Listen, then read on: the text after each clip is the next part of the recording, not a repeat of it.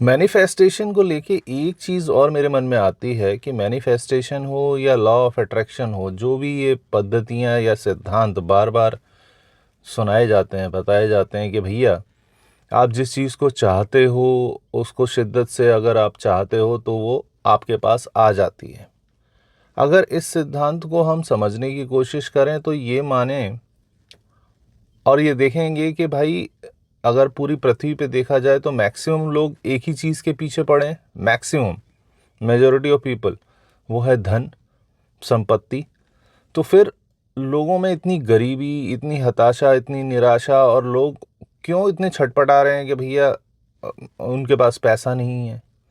हर व्यक्ति तो लगा पड़ा है सुबह से लेकर शाम तक केवल उसी चीज़ की तलाश में, उसी चीज़ को पाने के लिए चारों तरफ से वो प्रयास करता है कि वो उसे किसी न किसी प्रकार से कहीं ना कहीं से धन मिल जाए। जिनके पास ऑलरेडी है वो उस धन को बढ़ाना चाहते हैं, जिनके पास कम है, जिनको आवश्यकता है, वो बेचारे मतलब खाने पीने के लिए भी मोहताज हैं। वो भी यही चाहते हैं कि कहीं से धन मिल जाए। तो भैया चाहते तो उनकी उत्कंठा तो बहुत ज़्यादा तगड़ी है, तो उनको क्यों धन नहीं मिल जाता। इसीलिए मैं कहता हूँ कि ये जो सिद्धांत है ये बेईमानी है।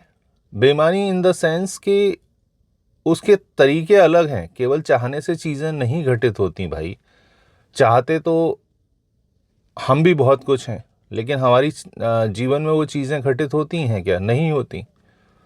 तो इसका मतलब ये है कि कहीं तो एक बहुत बड़ा गैप है। इसलिए इसे सुपरफिशियली समझने की कोशिश ना करें कि भैया सुपरफिशियली हमने मान लिया कि हम अगर किसी चीज़ को शिद्दत से चाहेंगे तो वो चीज़ हमारे अकाउंट में आ ही जाएगी, हमारे जीवन में वो तो परिलक्षित होएगी ही होएगी। भैया ऐसा कुछ भी नहीं है। आप लाख चाहें, सुबह से शाम तक चाहें, दिन रात चाहते रहें, वो चीज़ आपके जीवन में नहीं आएगी। बल्कि इसका उल्टा मैंने होते हुए देखा है कि जब आप बहुत ज़्यादा छटपटाते हैं, बहुत ज़्यादा चीज़ों के प्रति आसक्त हो जाते हैं और हमेशा केवल उसी दिशा में सोचते रहते हैं, तो वो चीज़ आपसे दूर भागना शुरू कर देती है।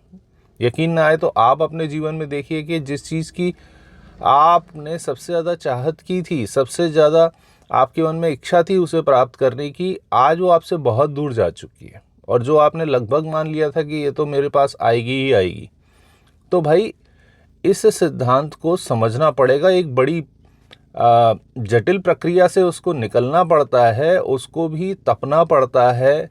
तब उसके बाद उस जलन को, उस गर्मी को आप में सहन करने की क्षमता हो, उसके बाद आपका लॉ ऑफ अट्रैक्शन भी काम करेगा।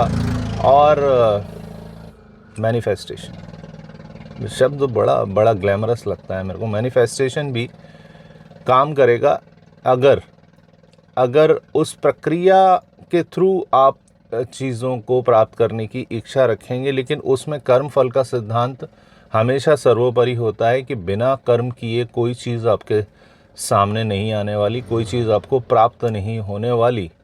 इसीलिए चीज़ों को बेहतरी से समझें और आगे बढ़ें।